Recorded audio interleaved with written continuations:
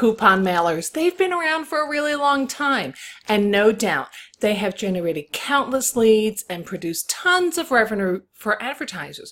But things have changed so much these days. Now, I'm not saying never use a coupon mailer. What I am saying is use your coupon mailer in a different way so that you can get benefit from it and get customers from it far beyond the expiration date. So I have here coupon mailer I just got, and unfortunately I opened it a little late and pretty much everything in there is expired.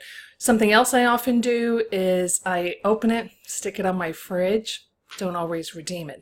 Now the problem is those cases where I have some interest, maybe I've taken it out and stuck it on my fridge but didn't redeem it in time, the advertisers will never know that I was even interested because I'm just going to put it in the recycle bin along with everything else. So how do you get longevity and customers from your coupon mailings well beyond the expiration date? Well, the first thing you want to do is put your website address on the coupon. If I went through this, there's very, very few that have the website address on them.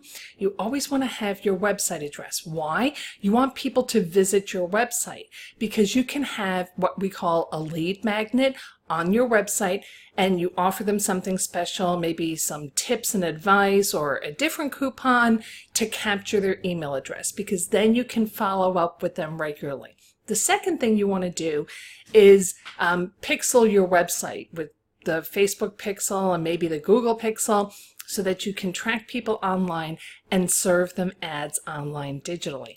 So follow up with me next week because I'm going to go through the process of creating a lead magnet so that you can get longevity out of your coupon mailers long after the expiration date. Thanks so much for watching, and I hope this was helpful.